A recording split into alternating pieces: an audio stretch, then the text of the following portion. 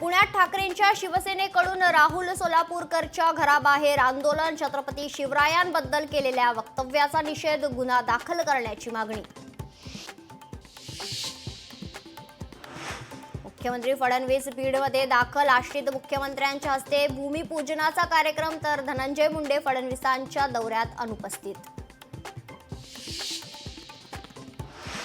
22 February ते 22 मार्च गाठीभेटी घेणार. सरकारला जमत नसेल तर रस्त्यावर उतरणार. आता आंदोलन. मुंबईमध्ये मनोज जरांगेंचा सरकारला इशारा.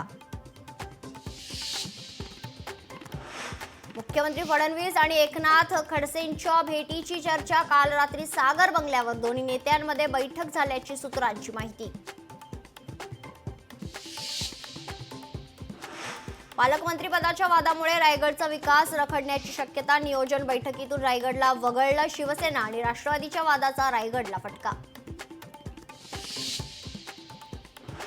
रामराजे नाईक निंबाळकर यांचे चुलत बंधू संजीवराजे नाईक निंबाळकर यांच्या घरावर इन्कम टॅक्स विभागाचा छापा. सकाळी 6 वाजल्यापासूनच पुणे आणि साताऱ्यातील बंगल्यामध्ये झाडाझडती सुरू.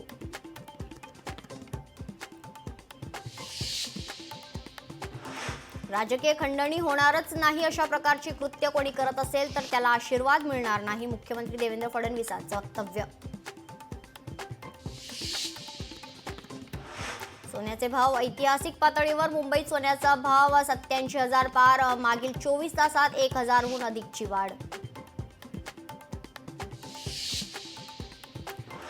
आणि कुंभमेळ्यात पंतप्रधान नरेंद्र मोदींचं अमृत स्नान. प्रयागराजमधील महाकुंभमध्ये त्रिवेणी संगमावर मारली डुबकी.